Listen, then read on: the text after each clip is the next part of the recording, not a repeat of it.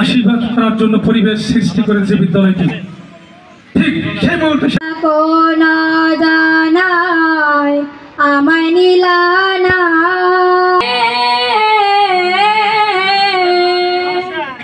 জীবন আমার যাইব কেমনে, আরে মা জননী আমার, আরে মা জননী অনাদরে কাটে মাগো আমার জীবন। এভাবে যদি আমরা গুরুজনে করণতি, এভাবে আজকে যে অনুষ্ঠান হলো, এভাবে যদি আমরা ধর্মীয় অনুশোচনায়, ধর্মীয় অনুশাসনে যদি বাচ্চাদের আমরা আনতে না পারি, তাহলে আমাদের দেশ উচ্ছন্নে যাবে, আমাদের দেশ সন্ত্রাসে পরিপূর্ণ হবে। দুঃখিয়া মিয়া মনি হায়রে মা জননী আমার, আচল দিয়া মোছে নাগে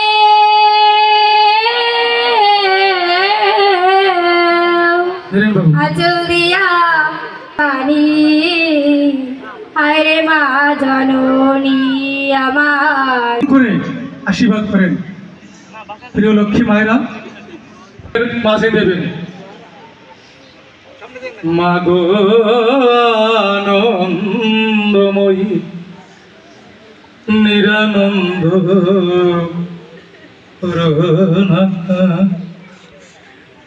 তোমার ওই দুটি চরণ মার মন। আমার সন্তান আমাকে শ্রদ্ধা জানাচ্ছে, আমার খুবই ভালো লাগছে। আমি তার মন ভরে আশীর্বাদ করছি, এই জন্য মানুষের মতো মানুষ হয়, দেশের মানে উজ্জ্বল করুক, মান সম্মান রাখুক।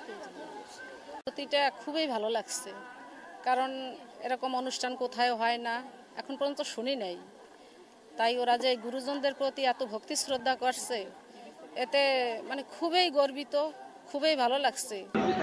আপনাদের প্রিয় সন্তানের সামনে প্লেট আছে, তার উপরে রাখেন, সেই সন্তানরা আপনাদের মাগো মই নিরানন্দ করুণা, তোমার ওই দুটি চরণ বাই বাই বাই আমার মন অন্য কিছু। মাগো নন্দময়ী নিরানন্দ। শিক্ষার্থী, কমলমতি শিক্ষার্থী, তোমরা চাইবার মতন চাও, তোমরা পূজা করার মতন করো, আমার নেই তোমাদের আশীর্বাদ করবে না। শিক্ষার্থী, তোমাদের মায়েদের চরণ ধরে তোমাদের প্রার্থনা করো, যে সন্তান মায়ের আশীর্বাদ থেকে বঞ্চিত, সে সন্তান প্রকৃত সন্তান নয়, সে সন্তান কিছু নয়।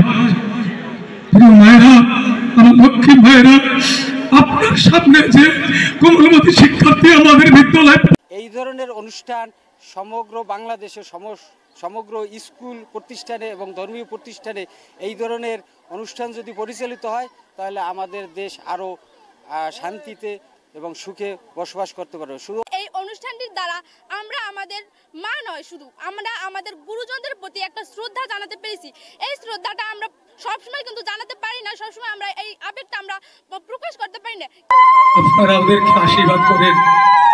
হে আমার প্রিয় শিক্ষার্থী, আজকে তোমরা সুবর্ণ সুযোগ পেয়েছো, এই বিষয়ে হয়তো তোমাদের জীবনটা সে কোনোদিন নাও পেতে পারো, তাই তোমরা এই সুযোগটাকে হবে না, হারাইও না। প্রিয় শিক্ষার্থী, আজকে তোমরা বড় চাকরি করবে, বড় পদটি তোমাদের হয়তো বা সারা জীবনের জন্য মানুষ করে থাকবে, তোমাদের স্মৃতিতে থাকবে, স্থায়ীভাবে থাকবে। কারণ তোমাদের এখানকার যত গুরুজন সতীজন আছেন, সবাই তোমাদের আজকে প্রাণ ভরে আশীর্বাদ করার জন্য এখানে আমি তাদেরকে আনছি। তারা আজকে তোমাদেরকে প্রাণ ভরে আশীর্বাদ করার জন্য আজকে তারা উদ্বেলিত, আজকে তারা আবেগপ্রবণভাবে তোমাদের মাঝে তাদের কণ্ঠ ব্যক্ত করেছে। প্রিয় শিক্ষার্থী, প্রিয় মায়েরা, সবাই ভালো থাকবে, ভালো থাকবেন, আপনার সন্তান ভালো থাকবে। আপনাদের জন্য আজকের দিনটা শুভ হোক, সুন্দর হোক, সেই কামনাই করছি। ধুলি খেলা তেমনি করিয়া ডাকরে মনুয়া, তেমনি করিয়া ঠাকুরে মনুয়া ডাকার মতো তারে ডাকো, সরল হয়ে তারে ডাকো। যেভাবে ডেকেছে, যেভাবে ডেকেছে রাধা ধ্রুবয়ার পল্লা ডাকের মতো তারে ডাকো, সরল হয়ে তারে ডাকো। চোখেরি জলে ভক্তেরি টানে আসন টলে, ভক্তেরি টানে আসন টলে ডাকার মতো তারে ডাকো। প্রিয় শিক্ষার্থী, গানটি শুধুমাত্র তোমাদের উদ্দেশ্যে। প্রিয় প্রিয় শিক্ষার্থী, গানটি তোমাদের উদ্দেশ্যে। প্রিয় শিক্ষার্থী, আজকে তোমাদের কাছ থেকে মূর্তি পূজা করি আমরা, সেই মূর্তি পূজা থেকে, দেবদেবীর পূজা থেকে আজকে সেই প্রত্যক্ষভাবে তুমি দেবীর পূজা করছো। এই বিদ্যালয়ে যত আমার ছোট ভাই বোন, বড় ভাই বোন রয়েছে, সবাই কিন্তু এই গুরুজনের করণীতি করে সবাই কিন্তু আনন্দিত। সকলের উপরে হচ্ছে গুরুজনের আশীর্বাদ, গুরুজনের দোয়া, এটাই হচ্ছে সবচেয়ে উপরে। তারা যদি না চায় তাহলে আমরা শত ভালো পেরেও আমরা বড় লক্ষ্য অর্জন করতে পারবো না, এটা আমি মনে করি। তাদের আশীর্বাদ যদি আমাদের মাথায় সব সময় থাকে তাহলে আমাদের বড় হওয়ার প্রতি একটা অনুপ্রেরণা যোগাবে এবং আমাদের ইচ্ছা, সবচেয়ে বড় হচ্ছে আমাদের ইচ্ছা শক্তি। আমরা যদি চাই কোনো কিছু তাহলে আমরা যদি চেষ্টা করি অবশ্যই